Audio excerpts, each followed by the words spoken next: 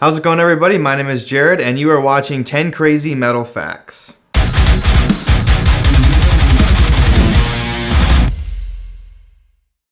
Number 1. Blech. No, that is not a spelling error. The blech noise can be heard most commonly by metalcore and hardcore vocalists at the beginning of a breakdown. But I was wondering who did it first and who made it popular. Back in 1985, the band's creator and Celtic Frost utilized a lot of similar vocal techniques, but I wanted something with a distinct blech sound. And the earliest recorded song that I could find was from a band called Final Fight back in 2005. The band Atreyu also utilized the blech technique in one of their songs off of Lead Sails and Paper Anchors back in 2007. But who made it popular?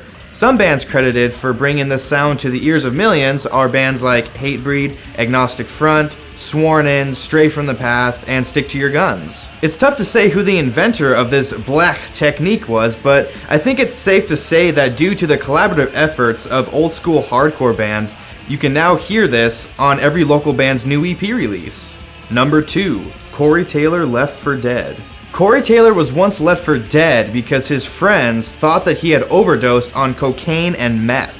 Being only 15 years old at the time, Taylor remembers that he woke up in a dumpster and he just assumed that he had OD'd at a party, even though he didn't really have recollection of what happened that night. Taylor further says that instead of his friends taking him to a hospital, they took him to a dumpster and left him there because they assumed that he was dead. Well, Corey, you started from the dumpster and now you're here. Number 3. Eyes of NOCTUM. Nicolas Cage's son, Weston, used to be in a black metal band called Eyes of NOCTUM. Starting in 2006, Weston states that metal music was always a passion for him, and when he would come home from school, all he wanted to do was just be artistic. The band recorded their first album, NOCTUM, with Fredrik Nordstrom while in Sweden in 2009. According to Weston, his dad Nicholas was very supportive of him in his musical ventures, and the band even got to share the stage with acts like Book of Black Earth and Cattle Decapitation. Number 4. G.G. Allin. G.G. Allin was a punk rock vocalist who performed with many acts throughout his life. However, he was most known for his live performances, where he would perform self-mutilation, eat feces, and attack members of the audience. Allin states that all he really wanted to do was make rock music dangerous again. While Allin wasn't really known much for his lyrics and his singing, he usually wrote about pedophilia and racism. Allin stated that he wanted to eventually commit suicide while on stage, but instead he died of a heroin overdose. Number 5. COCKPUNCH. Vocalist Vincent Bennett is most known for his role in the band The Acacia Strain, but lesser known for his hardcore side project called COCKPUNCH. COCKPUNCH has an album that they released on Bandcamp in 2007. However, that seems to be the only thing that they really did, and they're not all that active anymore.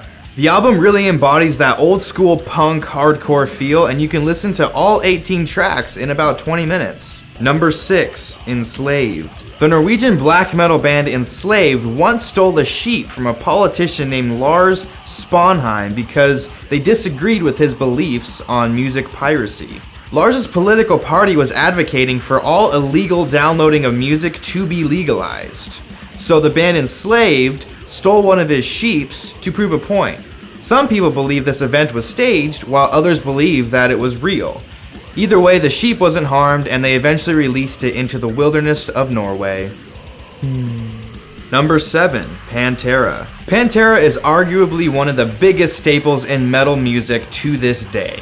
Their whiskey-drinking, face-melting, bang-your-head badassery has held true throughout the years. What some may not know is that Pantera actually started as a glam rock band. That's right, I'm not trolling the metal elitists. This is a fact. Before Pantera became the huge metal entity that they are today, they had a much prettier start in the form of Pantera's Metal Magic. The name was eventually changed to Pantera in 1982 to settle an argument that the band had. The band even released a few albums before Phil Anselmo joined in 1987, and the rest, as they say, is history. Number 8. Van Halen. There isn't a heavy metal fan alive today who hasn't heard the name Van Halen. If you haven't, please stop watching this video and go pick up their 78 debut album release. I'll wait. Van Halen, however, wasn't always called Van Halen. In their early years, the band went through quite a few name changes, including the Trojan Rubber Company, Mammoth, and Genesis, before they finally settled on Van Halen.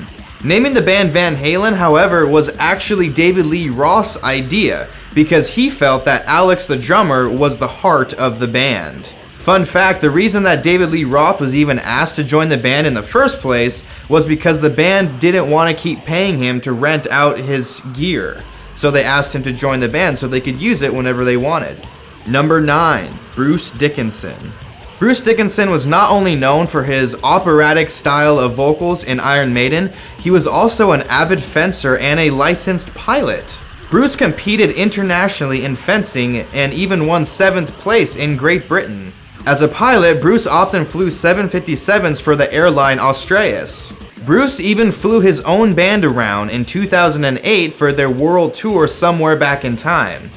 Talk about a man of many talents.